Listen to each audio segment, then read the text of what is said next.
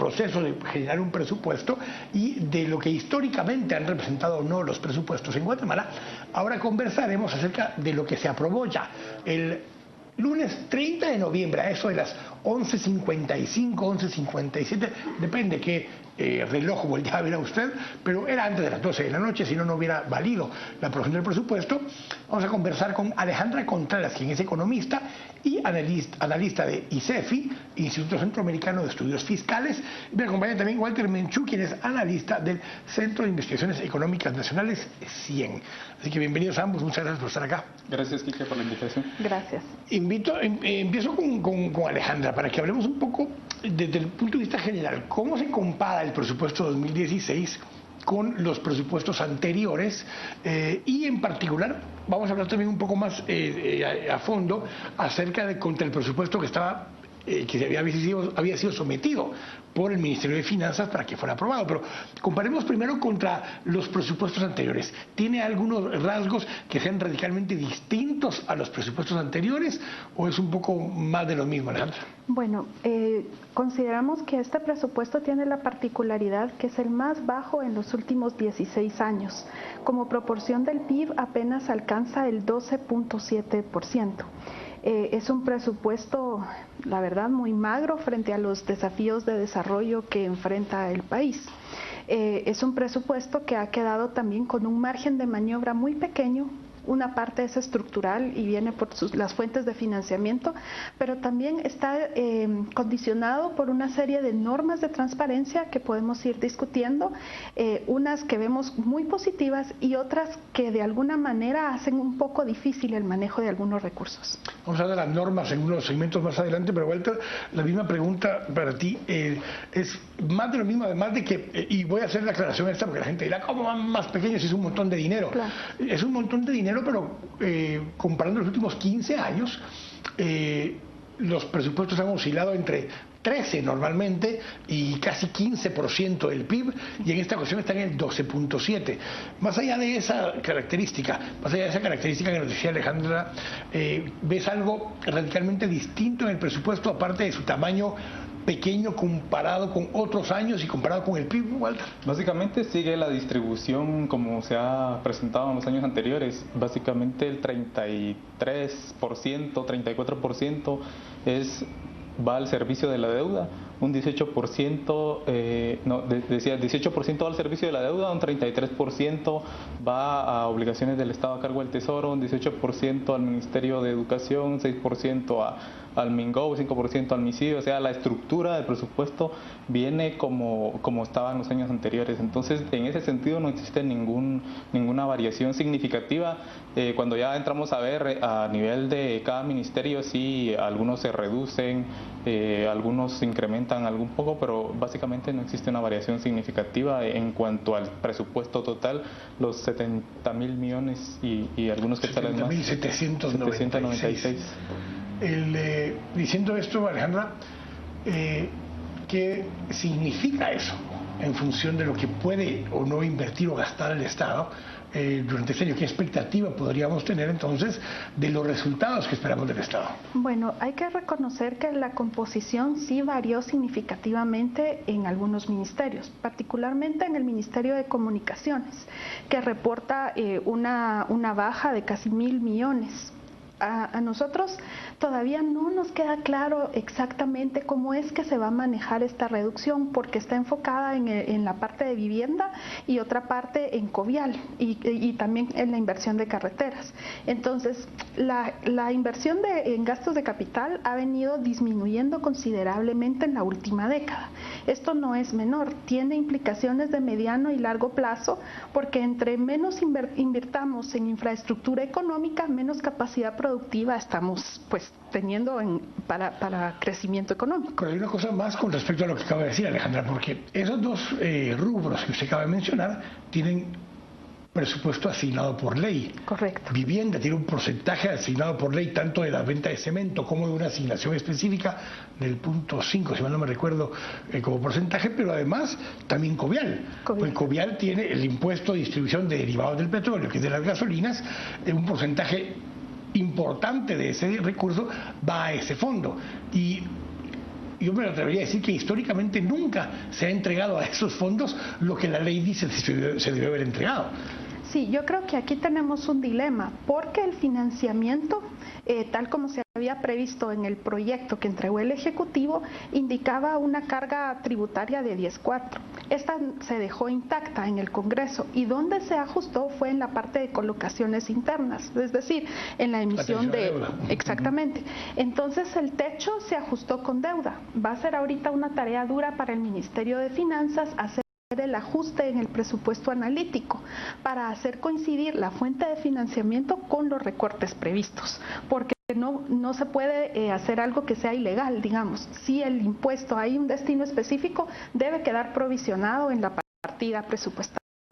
Bueno, pero eso es en la partida, Walter, porque en la práctica, lo hemos hablado contigo en otras ocasiones, en muchos de los rubros que están constitucionalmente designados o por ley designados, se asignan a veces en el presupuesto, pero difícilmente llegan a trasladar las cuotas que corresponden para llegar a esos recursos. Un ejemplo es lo que actualmente está reclamando la ANAM, que lo que estaba previsto debió haber sido entregado a las municipalidades durante el año 2015 no ha sido entregado por el Ministerio de Finanzas. Es un problema estructural de evaluación del gasto, ¿verdad? Porque el Congreso también en la ley orgánica del presupuesto tiene la asignación de aprobar el gasto que, digamos, que ejecutó el gobierno el año anterior, pero eso no lo ha hecho en los últimos 10, 11 años. Entonces ahí también vemos una debilidad de nuestro sistema en donde no se está cumpliendo la parte completa del presupuesto, que no es solo ahorita la gran alaraca de lo que se está aprobando, sino también ver lo que se está ejecutando, los informes cuatrimestrales que se envían al Congreso e ir ajustando también el presupuesto, porque al final lo que se queda es el presupuesto y cuando a veces incluso se tienen expectativas de que no se van a cumplir las metas de recaudación, y entonces ahí debería existir algún ajuste, pero eso no pasa, ¿verdad? Mucho menos evaluar lo que ya se gastó. Entonces ahí en esa evaluación se debería hacer un análisis de que si realmente se están haciendo las asignaciones que por ley deben de hacerse. Ahora, en teoría aquí se ve más un problema de manejo de caja que de manejo del presupuesto en sí mismo. Entonces el Congreso cumple en estos casos con asignar los recursos supuestamente en función de la ley, pero yo estoy seguro que si revisamos lo que está asignado a Covial y lo comparamos con los ingresos que están previstos en el mismo presupuesto de parte de impuestos derivados del petróleo, estoy seguro que no cuadra lo que dice que va a entrar por derivados del petróleo con lo que le están asignando a Covial. O sea, ya de por sí ahí hay una diferencia legal entre lo que dice la ley de distribución de derivados del petróleo y lo que le están asignando, Alejandra. O sea, sí. Después viene el problema de caja que está diciendo Walter, pero en principio ni siquiera desde el Congreso sale correcto ese número. Sí, pero lo que menciona Walter sí es importante porque es un problema estructural de caja asociado a un poco a la debilidad de la Superintendencia de Administración Tributaria, porque mucho de lo que se programa en el COPEP, en el Comité para la Ejecución, donde se determinan las cuotas que se le van dando a cada institución, sí pesa mucho el flujo de recaudación tributaria. Es lógico, ¿verdad? Entonces las instituciones se ven condicionadas, tienen sus proyectos, tienen planificación, programación con sus debilidades, pero no pueden ejecutar ciertamente porque los fondos no llegan en el tiempo que los esperan y se tiene que dar prioridad a gastos fijos o costos fijos como pago de nómina. Entonces, gastos de funcionamiento, exactamente, combustible. Entonces la inversión se va relegando en este caso, los proyectos se van relegando. Entonces, vamos a seguir profundizando acerca de estos temas. Son dilemas conceptuales aún, pero después vamos a poner números a estos temas para que veamos qué implica eso en cada una de estas instituciones. Entonces, al corte, estamos acá en Este Oeste. Volvemos en un minuto.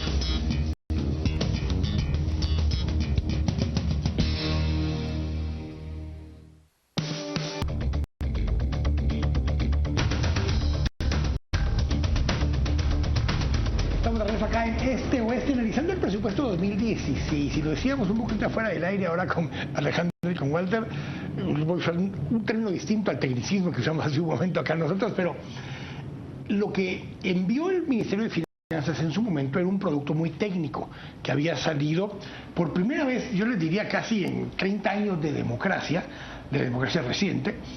Por primera vez había salido un presupuesto eminentemente técnico. ¿Y por qué digo esto?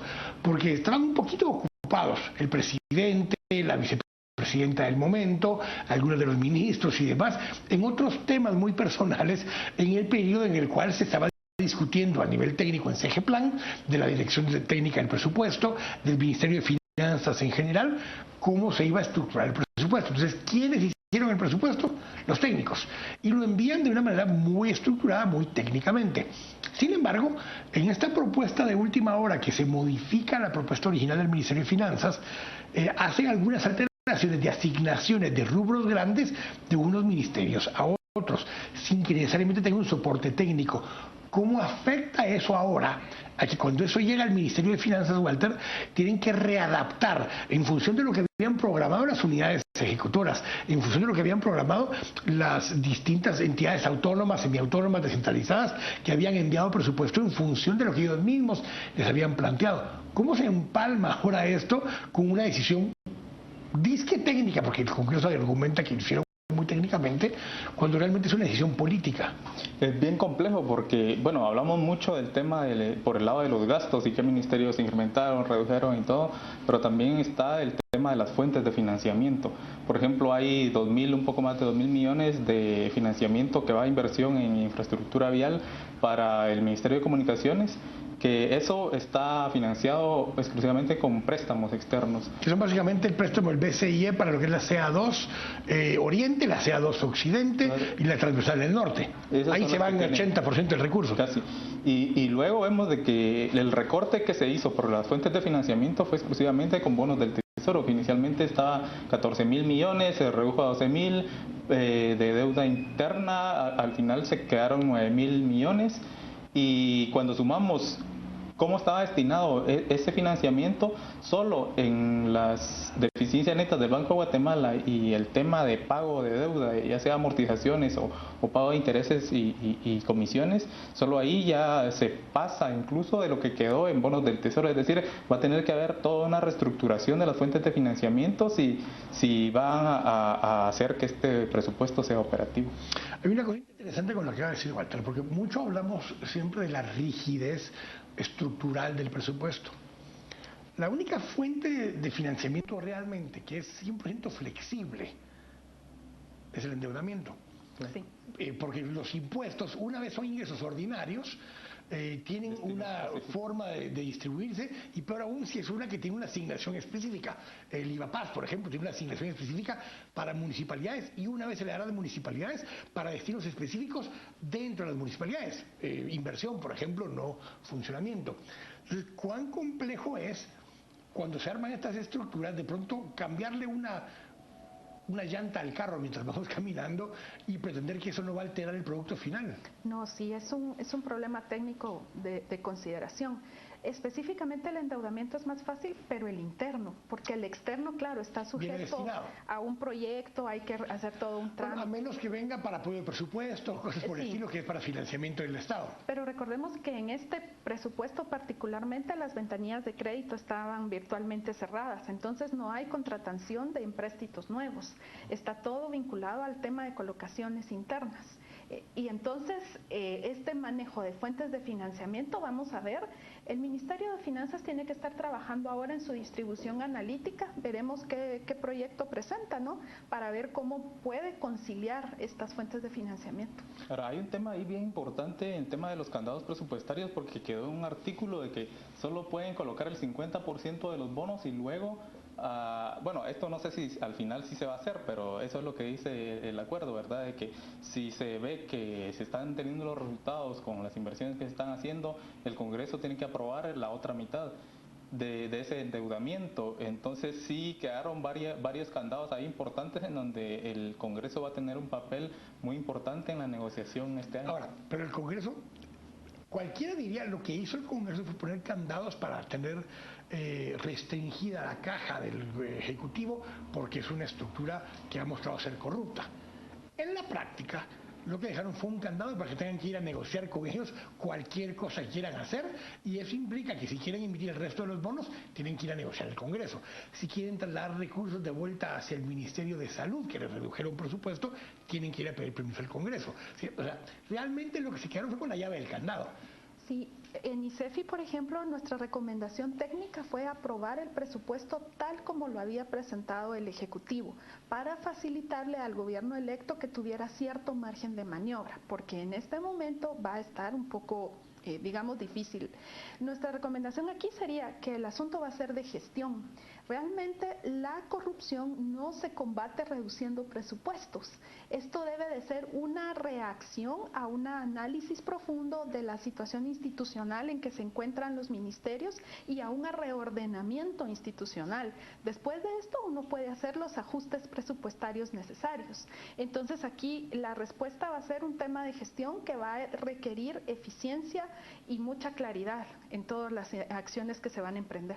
Ahora, quiero entrar con un tema que muchas veces confundimos a los televidentes y a los radioescuchas y a los lectores en los medios cuando hablamos de que es que esta partida se redujo o esta partida se aumentó, porque depende contra qué estemos comparando. Incluso cuando hablamos de ingresos, muchos dicen es que han bajado los ingresos fiscales. No, no es cierto.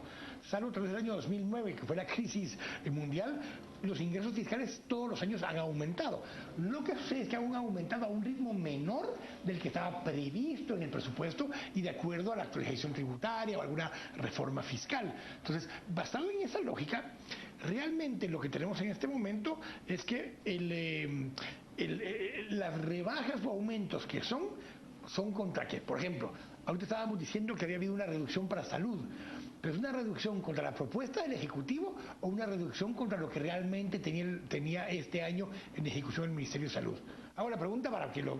Contra la propuesta del Ejecutivo se incrementaron 2 millones, o sea, es un incremento nada, pues, pero se incrementaron 2 millones. Respecto a lo que se había asignado en el presupuesto 2015, hubo un incremento, una reducción de un poco más de 100 millones, más o menos. Son por ahí. 115 millones, lo que se redujo contra el presupuesto aprobado. En 2015. Se habla de una reducción de 1.000 millones. Que tiene que ver con el presupuesto que estaba vigente para este año. Eso quiere decir que hubo una ampliación. Se hizo una ampliación adicional al presupuesto que se había aprobado en el 2015, total que ahora hay una reducción, digamos, contra eso de 1.000 millones. Okay. Pero aquí esto lo voy a hacer más complicado todavía, porque estamos hablando de cuánto era el presupuesto original. Después dijimos cuánto era el presupuesto ampliado, que eran 1.000 millones más. Después dijimos que contra el que había presentado el Ejecutivo, realmente son 2 millones más lo que se quedó aprobado.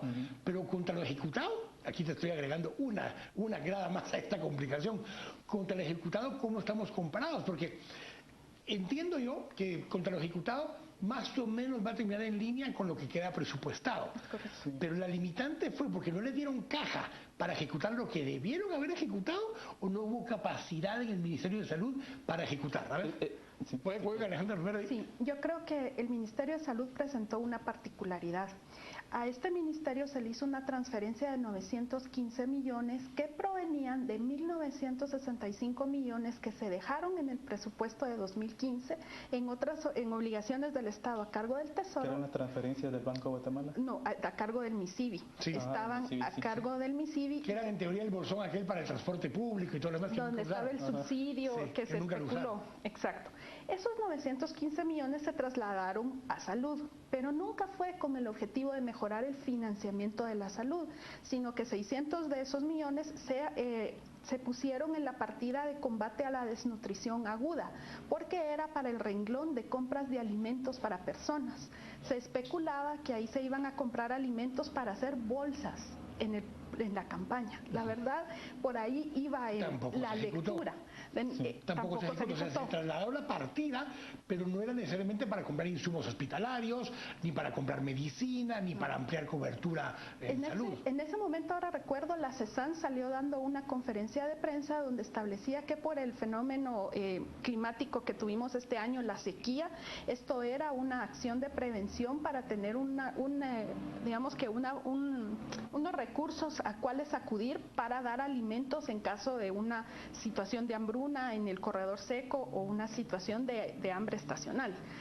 En todo caso, eso habría que habérselo dado al Ministerio de Desarrollo, que era el encargado de los programas sociales, por ejemplo, pero o de repente allí en el Ministerio de Salud tenían más juego político. Yo te había hecho una pregunta justamente, y lo que contestaba Alejandra, que aquí le complicamos más la vida a nuestros televidentes donde yo explicaba esto, y eso nos pasa muchas veces como analistas, porque empezamos a comparar peras con manzanas con higos, con fresas y con uvas. Ajá. Y entonces no estamos comprando lo mismo. Sí, es una adivinanza esto, porque están los números, pero uno no sabe realmente contra qué está comparando.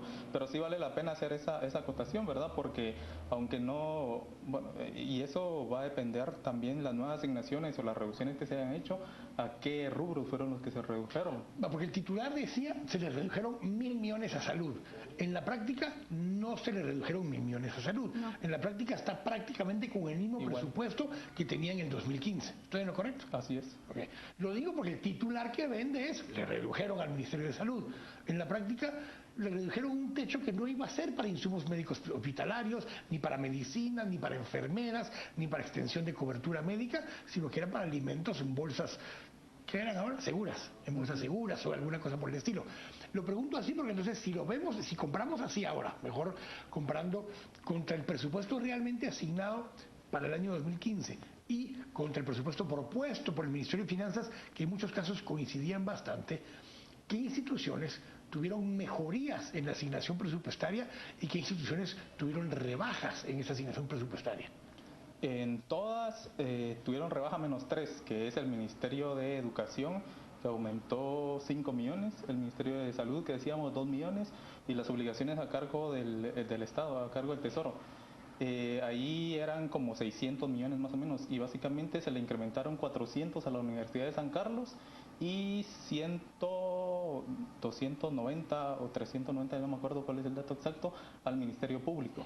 Y obviamente 11 millones adicionales para el Congreso de la República. También ellos se recetaron allá un aumentito. Ahora, en todos estos números que hablaste, los únicos dos instituciones que realmente tuvieron un aumento real, efectivo, son el Ministerio Público y en todo caso el primero que me decías que había tenido aumento. El Ministerio Público y la Universidad de San Carlos. Y la Universidad de San Carlos. Todos los demás, realmente, si comparamos con el PIB y demás, no. Es hasta reducción, para efectos relativos son hasta reducciones. Sí. Esto lo que implica es que tampoco estamos poniendo recursos disponibles para cubrir las grandes necesidades insatisfechas que hay, Alejandra. Y yo ahí sí tengo un punto. Este presupuesto de salud realmente pone una alerta muy fuerte. Estamos en una situación bastante delicada en términos sanitarios. Es un presupuesto insuficiente. El déficit de cobertura de la infraestructura de salud primaria en el primer y segundo nivel de atención, que básicamente son puestos y centros de salud, es histórico. Tenemos la capacidad para la población de 1955. Estamos hablando que la presencia del Estado es casi nula en las comunidades rurales. El perfil epidemiológico es más complejo. Ya no solo se enfrentan enfermedades transmisibles, hay cáncer, hay enfermedades crónicas degenerativas. Entonces, el reto que enfrenta salud es amplio. Está la crisis que es también mediatizada, ¿verdad? Y esto replica más el mensaje de hospitales, el desabastecimiento crónico de medicamentos.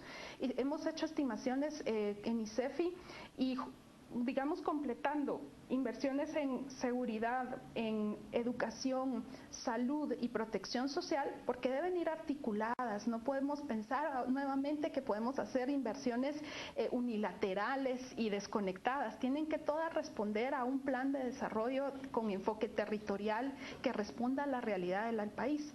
Estamos hablando que se necesitan 8 puntos más del PIB de inversión. Es crecer la carga tributaria en 8 puntos más.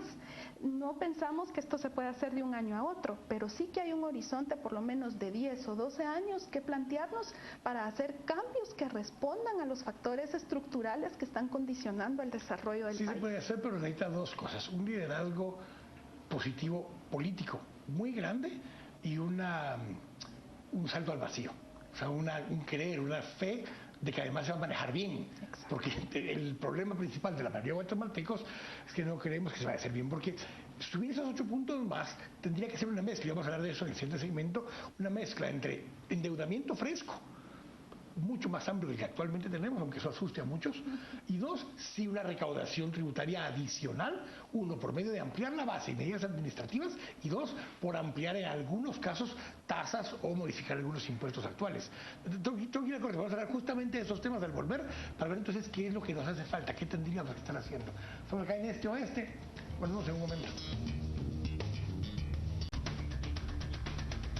Estamos de regreso acá en este oeste, en este último segmento, conversando acerca del presupuesto 2016 y hablábamos un poco acerca de que el presupuesto en sí lo que termina haciendo es cubriendo necesidades de operación, más no necesariamente cubre las necesidades básicas insatisfechas del país.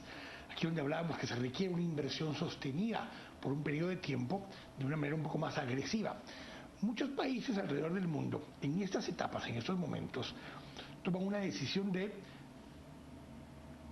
tener presupuestos con déficit sostenido por un tiempo, pero que al mismo tiempo van amarrados de endeudamiento. ¿Por qué hablamos de endeudamiento en este caso?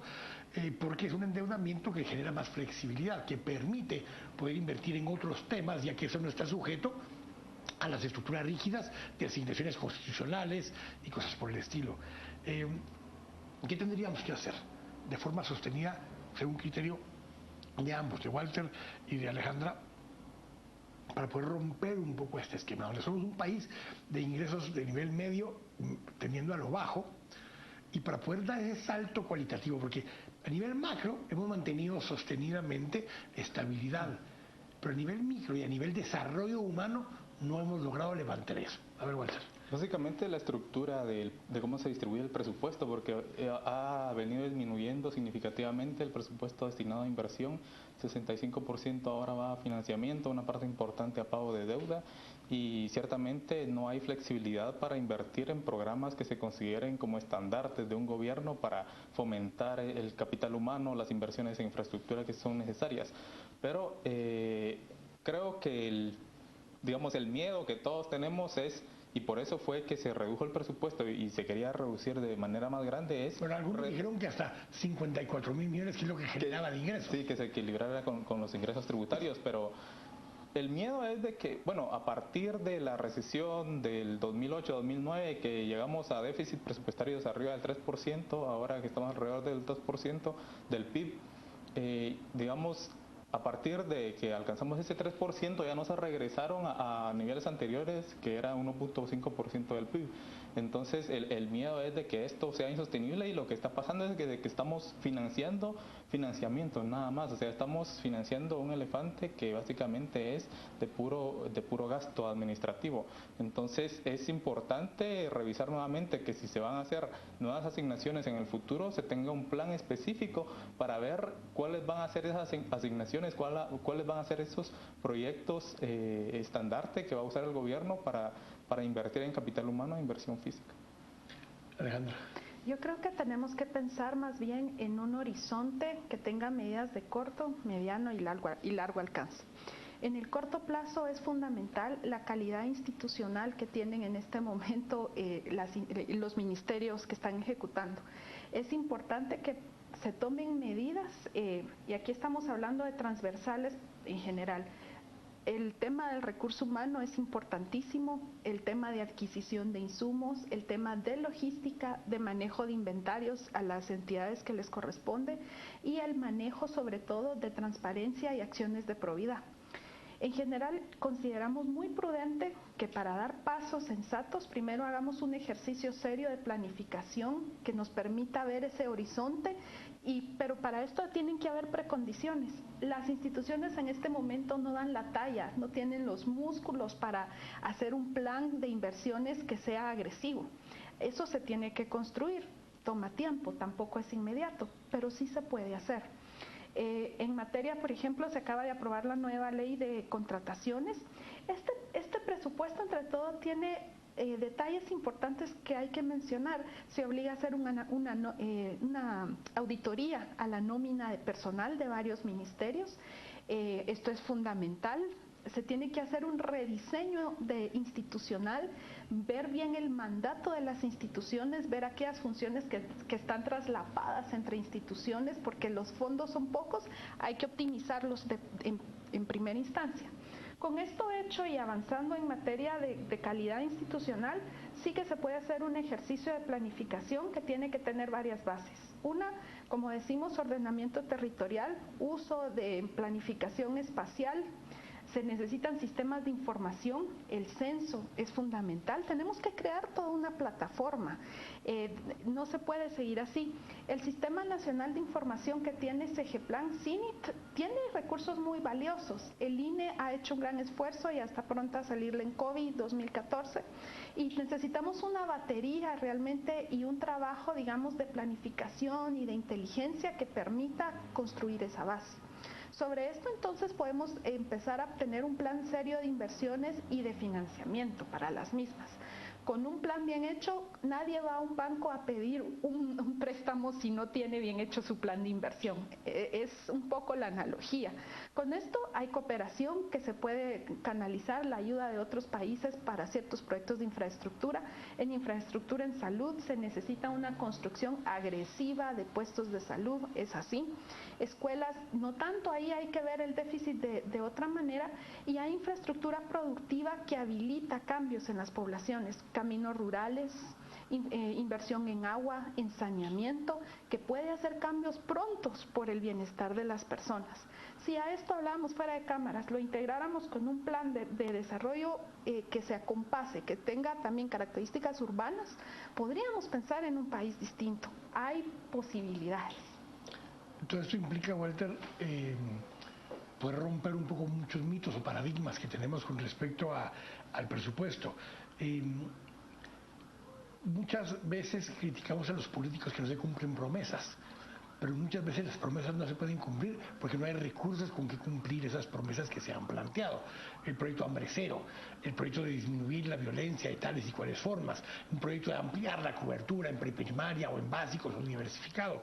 Todas estas son cosas que suenan muy bonitas, pero requieren dinero para poder llevarlas a cabo, y entonces no hemos tenido políticos que estén dispuestos a invertir su capital político en salir a decirle estas cosas a la gente.